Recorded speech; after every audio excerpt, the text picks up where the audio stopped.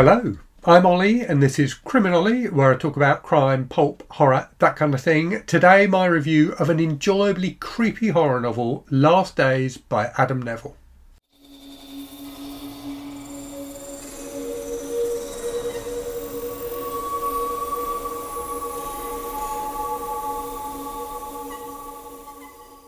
Adam Nevill is, I think, a really interesting writer, both because he writes great horror fiction. This is, I think, the fourth novel I've read by him and I've really enjoyed all of them, but also because he has taken himself out of mainstream publishing. So he is someone who had, a pretty successful career as a writer with mainstream publishers. He's had a couple of movies, at least, I think maybe 2 or 3 movies made of his books.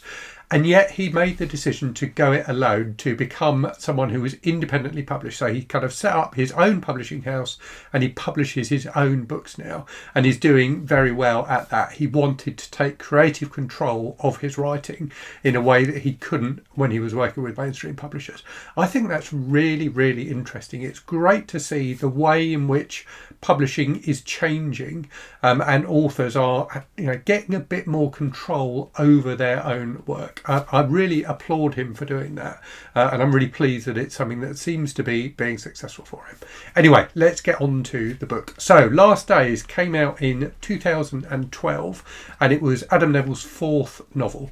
It won in 2013 the British Fantasy Award for Best Horror Novel of the Year, and I can see why. It's a really effective and creepy horror book. And Adam Nevill has this talent for hinting at things in his horror fiction. So you kind of get things that you see out of the corner of your eyes. It's that style of horror. So the creeping dread gradually builds as the book progresses. So this is a book about a guy called Carl who is like a documentary filmmaker and kind of a bit of a guerrilla documentary filmmaker. He works kind of outside the mainstream and he's had a bit of success making, various films, including one which I think is supposed to be a reference to Adam Nevill's previous book, The Ritual. There's a little bit of an Easter egg there. So he makes these films and he's trying to make it big. He lives kind of hand to mouth. None of his films have made him a lot of money, but he's got a certain amount of critical praise for them.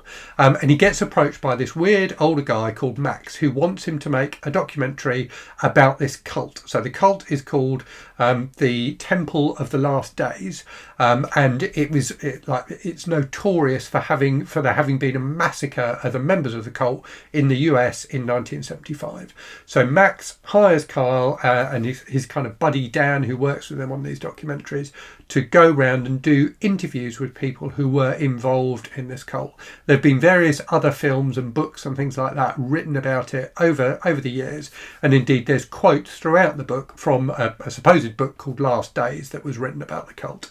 So you get kind of various bits of information teased as the book progresses through these quotes from the book, but also as Carl and Dan go around and interview people. So they start in London and then progress to France and then to the US, interviewing various people as they go to try and put together the pieces of what happened with this cult, and particularly with the woman who was kind of the kind of slightly messianic leader of it. And it's really effectively done. Like right from the start, you can tell there is creepy stuff going on. So they go initially to a house in London where the cult was originally formed, and the house has been like kind of stripped and converted into flats, but people keep on having to move out of the flats, and they end up going into the house at night to shoot some kind of footage for their documentary, and like weird and creepy stuff starts happening. But it's kind of unclear at that point whether or not it's really happening, whether they're imagining it, whether there's a logical explanation, and they manage to convince themselves that there's nothing truly terrifying going on, and so continue. But it's that kind of horror that you get throughout this book of like creepy things, like the thing just over your shoulder, the thing that sends a shiver down down the back of your neck, rather than really explicit stuff that is where it's obvious that there is something horrible going on. It's kind of that type of like fantasy style of horror where, and I don't mean fantasy in terms of like Tolkien or something like that, but the concept that the horror that the characters witness you don't know if it's real or if they're imagining it, if they're dreaming it, if suggestion has happened and they've imagined it in some way. So it's really, really subtly done and really effective. But as the book progresses, it becomes more and more obvious that there really is something going on, and it builds in a really, really effective way. So the horror in this book I thought was like fantastically well done. I won't go into the details of it because it would spoil it, but there's some wonderful images of things, this sense of like a creeping dread kind of seeping through, I guess is the way you'd put it. So I really enjoyed that side of it. But the other side of this book that I thought was fantastically well done is the sense of time and place. So I commented that on Adam Nevill's previous, the last book I read by him, Apartment 16, which is again set in London like the beginning of this book. And you really got a great sense of like the feel of London. And you definitely get that in this book as well, both in the London scenes and in the American scenes as well, which I think I'm trying to remember where they're set now. I think it's in Arizona, and you get kind of the real sense of this kind of arid landscape, but also a really good sense of time. So because they are filmmakers, there's quite a lot in this book about the kit that they're using and the way they make their films and the way they edit their films. So they're talking about like the size of the SD cards they use and that kind of thing, and it all feels like incredibly dated in terms of the way technology has moved on since then. And I thought that was, I don't know how deliberate it was on Adam Nevill's part, but it really puts that puts the events of the book in a certain time period, and that was something that I found really, really interesting looking back on when was 2012, 13 years ago, but it feels like longer than 13 years ago because of how much technology has advanced since then.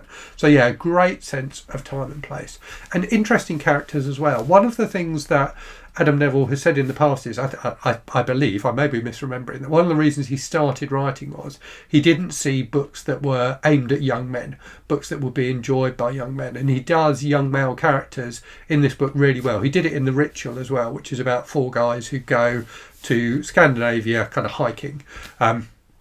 He does that kind of young male character really well in this book. So Carl and Dan are kind of recognisable and relatable as young guys who are trying to pursue a creative career and make a living at it. They are definitely fallible, they do things wrong, but they are also quite interesting and quite likeable and enjoyable to read. I would say I do think Adam Nevill's writing of characters has improved over the years. So I thought the characters in Last Days were interesting and I enjoyed reading them, but I thought his character work in 2 of his more recent books that I've read, Cunning Folk and All the Fiends of Hell, was like genuinely excellent. Cunning Folk has a young couple at the heart of it, and their kind of stresses and strains of their marriage I thought were really, really well portrayed. And All the Fiends of Hell is about a guy who is kind of a bit of a loser really, but fascinatingly portrayed, and you really see him kind of dig deep to find an inner strength to get through the terrible, like horrific events of the book that he's going through. So there's elements of that kind of great character work in Last Days, but I think it's definitely something that Adam Nevill has improved at over time. The only other kind of slight criticism I would have of the book is the ending is like, and I enjoyed the ending, but the book kind of shifts pace a little bit towards the end and goes from being, well, I won't tell you what it goes from, but because that might spoil it, but there's definitely a slight change in tone towards the end. Now the ending I found like interesting and satisfying and enjoyable, but it wasn't necessarily the ending that I felt the rest of the book was building up to, if that makes sense. So not something that I would say is a reason not to read the book by any means. Overall, it's a really enjoyable, creepy read.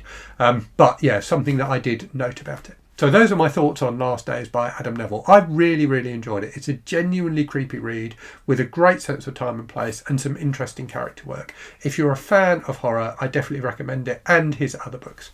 Anyway, I will leave it there and say, as always, thank you very much for watching. Hope you're safe and well out there. Hope you're reading good stuff, and I'll speak to you again very soon. Cheerio.